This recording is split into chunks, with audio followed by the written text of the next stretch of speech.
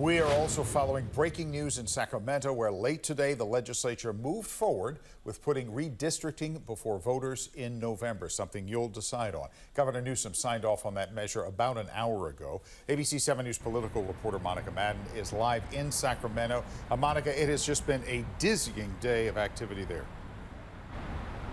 It's been nonstop today and all week, Dan. We're outside of the California Democratic headquarters right now, waiting for the governor to answer some questions with the press about this all. But this is really a major legislative win for Governor Gavin Newsom. And now his next big test will be a political one. Will voters agree with his retaliatory redistricting plans at the ballot box? Governor Gavin Newsom signed the redistricting package into law Thursday, clearing the way for a November special election that could rewrite California's congressional map. We're standing up to that. We're responding to that. They fired the first shot, Texas. We wouldn't be here had Texas not done what they just did. Wake up. The crisis is here and our democracy is under attack. Fiery moments in the assembly. No one is going to fall for this.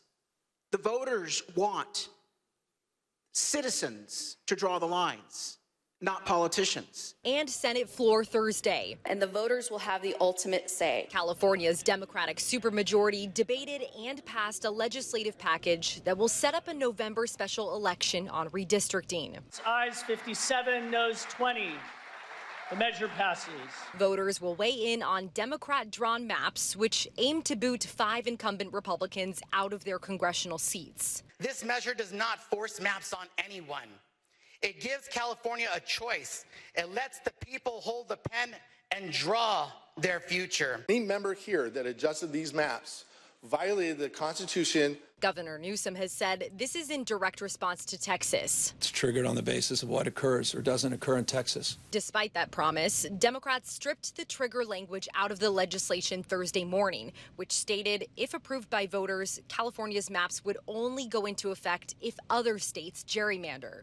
And that this bill that you are voting on right now doesn't have Texas as a condition and commits California to going back to gerrymandering.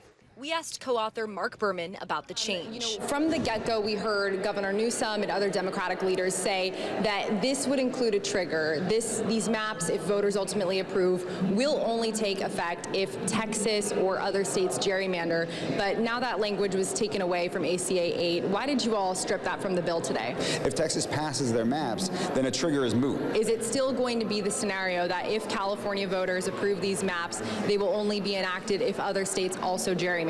Yeah, that is my understanding. I'll defer a little bit to the Speaker's office on exactly, how those plans are going to come about. And the governor's office responded to this question about the trigger language in a social media post earlier today, saying, quote, Texas acted, California will now respond. The trigger has been triggered.